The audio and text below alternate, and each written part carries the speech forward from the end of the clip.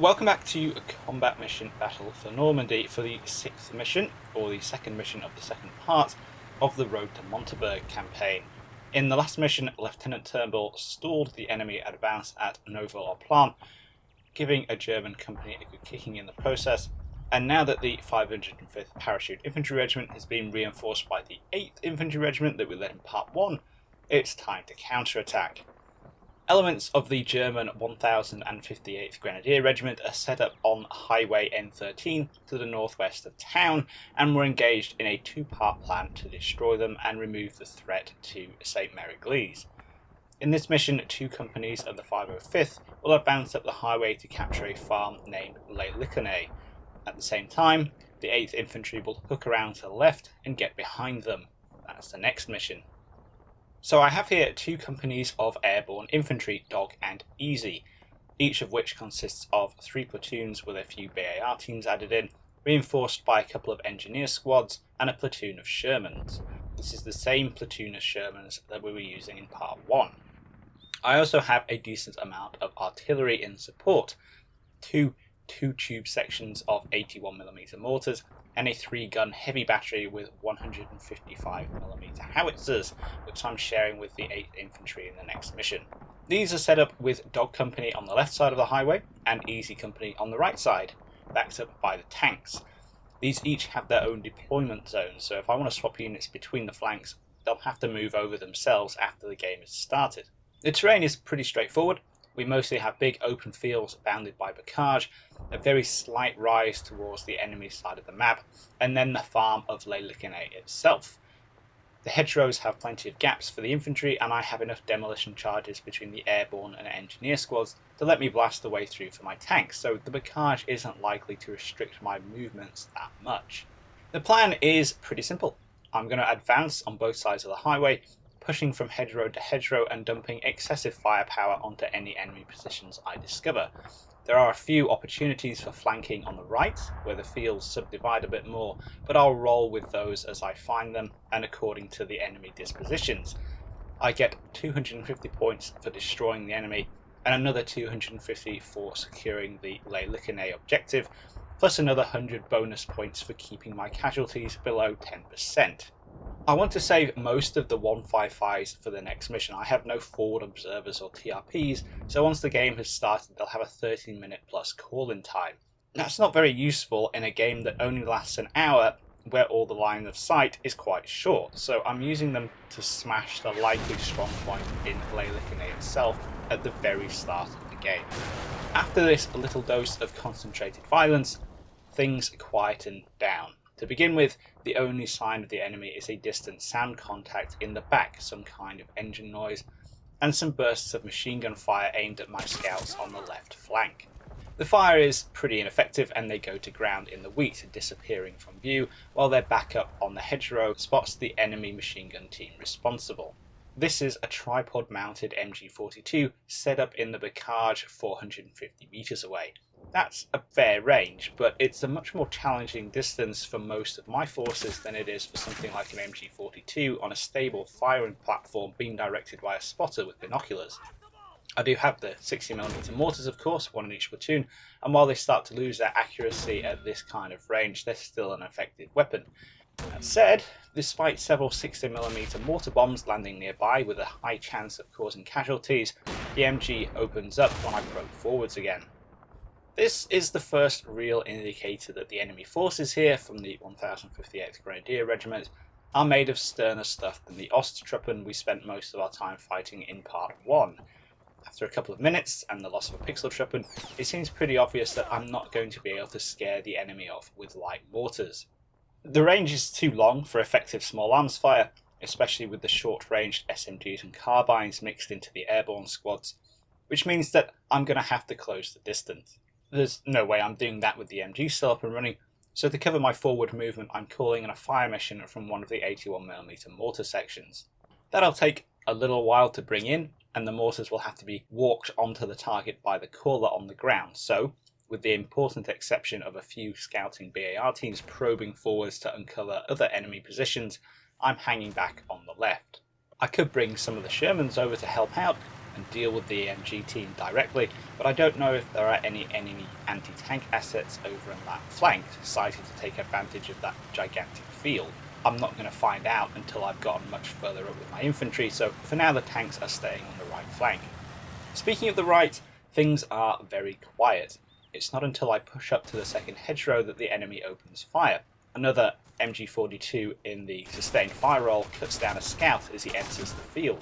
This, though, is a much smaller space than the one on the left flank, being only about 200 metres across, and having a platoon up on the hedgerow already, I'm able to quickly open up. We're into the familiar game of fire and movement now, with light machine guns and a 60mm mortar keeping the enemy's heads down. One of the BAR teams moves up to finish them off. By the time they make contact, there's only a single survivor, and it looks like the outgoing fire has done the job. The BAR team draws some fire from the next, much closer field boundary and quickly falls back a little to get out of trouble. This next line is a good contender for being the Germans' main defensive position. It's got a short field of fire, which would help balance out my advantage in longer range firepower, and it's the last line before the Les Licornets objective. If the enemy lets me set up on that line, then I can start shooting up the farmhouse and bringing my combat power to bear, so it's sensible for him to contest this line strongly. It's also forward enough to protect his armour. The sound contact from earlier has resolved itself into a stug set up on the track leading off the highway to the farm. I'm also getting intermittent spots on another slug on the same line further to the right, and I don't want to tackle these head on. Not only do they have their thickest armour on the front, but because they lack turrets, they're very vulnerable to threats from the sides and rear. The stug has to rotate its entire hull to bring its gun to bear, which should be enough for me to take it out with a Sherman without undue risk. This then leads me back to the left flank. If I can punch through the enemy position over there, on which the 81mm have finally come in, then I should be able to not only flank the stugs, but if I coordinate my two airborne companies properly, advancing up the hedgerow on the right should pin the enemy there in place, leaving them exposed to my left-hand company as it wheels in towards the objective area and we get an envelopment. That's the plan. There's a few components that need to come together before I'm ready to go, but I'm only about 20 minutes in at this point, so there's plenty of time. The 81mm barrage on the left has stopped the MG42 team from popping back up, but another German infantry train tucked into the corner of the field is proving more difficult to deal with. Getting a flanking BAR team up into position isn't enough to sort them out. Whenever they get opened up on, they just duck down and disappear in the wheat, so I start bringing up another airborne squad to weed them out. Again, we get a taste of the much more committed German grenadier. As the assault team moves up, Hedgerow lobs a hand grenade at them. This takes out two pixel truppen, which slows the attack down somewhat, but they eventually get up to the hedgerow opposite the single surviving German. I've given them a short target order on the other side of the blockage line to try and get my pixel truppen to start throwing hand grenades over and finish him off, but of course they get the wrong idea. One of them makes the questionable decision to fire a rifle grenade at the hedgerow at point blank range, killing himself and another airborne trooper, but eventually the problem is solved. This was an annoying little struggle that really came about because I didn't use overwhelming force. The enemy position was able to put up more resistance than I anticipated because I didn't go all out on it. Instead, I was concentrating more on what might be behind the second barrage line on the left and getting forces into position to deal with that. This pays off. I'm able to find the enemy's second line up there with the BAR team, fix it with fire from the front and flank it from the left. The German pixel truppen panic when they get enfiladed and they're gunned down without any problems.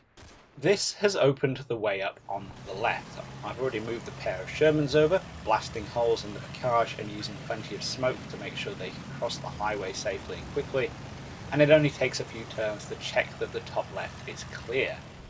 Everything is in position with 15 minutes left, plenty of time, and the big attack goes in. On the right, Easy Company pushes up to the hedgerow and immediately becomes embroiled in a firefight with the German defenders. One of the leftmost teams suffers a casualty from one of the stugs, but the lead Sherman on the other side of the highway has rolled up to the barrage right next to it and it takes it out with a few shots to the flank. The second stug is only a little further on, and although it takes the Sherman longer to spot it, it gets the same treatment, destroying the enemy armour has tipped the balance in my favour in a pretty terminal way for the Germans. They're now left with whatever they have immediately around Licornets and a line of positions at the base of the objective area that is not only pinned down in a losing firefight to the front, but they're now flanked by Dog Company coming in from the left. They still manage to hold on though. The range on the incoming flanking fire is quite long, and it's not tremendously effective. I want to get up and occupy that hedgerow to support the final assault on the farm, and I want to be sure that the Pak 40 AT gun the enemy has set up there is no longer a threat to my tanks. So my pixel trooper have to go in and clear out the enemy bitter enders, taking a couple of casualties from another last-ditch hand grenade in the process. With that hedgerow secure though, I now have a right angle or L shape of converging fire on Licornets itself.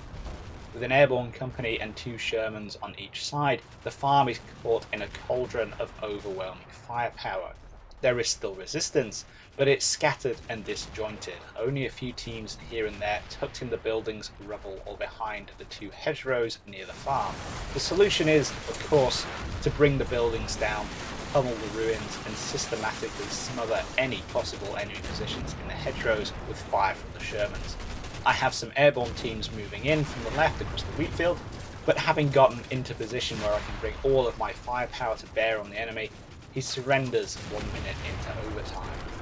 Of course, because it's a surrender, I've gotten a total victory, but it's come at a relatively low cost, 7 dead and 7 wounded. Most of these were incidental casualties that I couldn't really do much about. Battlefield is a dangerous place. But some of them were the result of me trying to root out stubborn enemy teams by close assaulting them, otherwise known as impatience. Maybe I shouldn't have been in such a rush. As for the enemy, he only has 7 men still alive at the end. He's lost 46 dead, 27 wounded, had 1 man taken prisoner, and of course he's lost the 2 Stugs. Overall, this was a pretty standard 2-company attack, with the familiar fire and movement repeated at a greater scale. Easy Company found the enemy and fixed him, Dog Company flanked him, and they finished them together. The caveat here is that it was a very static defence, and in this instance was not one that took maximum advantage of the German forces available. The AI does have a few plans available for each mission, and with it selecting one of those at random, I may have lucked out here and gotten an easy German deployment to deal with. That said, it's difficult to make the AI react to what the human player does, so it's not really capable of conducting an active defense like a human player might. I'd have expected a human player to use his armour a lot more aggressively. Those 2 Stugs achieved nothing because, having spotted them, I stayed out of their field of fire. If the enemy had, for example, shifted 1 onto the left and used it to cover the field over there, then I would have had much more significant problems. That's it for Licornets though. Next up we have Easy Company from 2nd Battalion 8th Infantry, who we fought ashore at WN3 in the very first mission of the campaign, and were making that flank attack to cut in behind the enemy positions along Highway N13. Hope you enjoyed this one guys, and I'll see you in the next mission.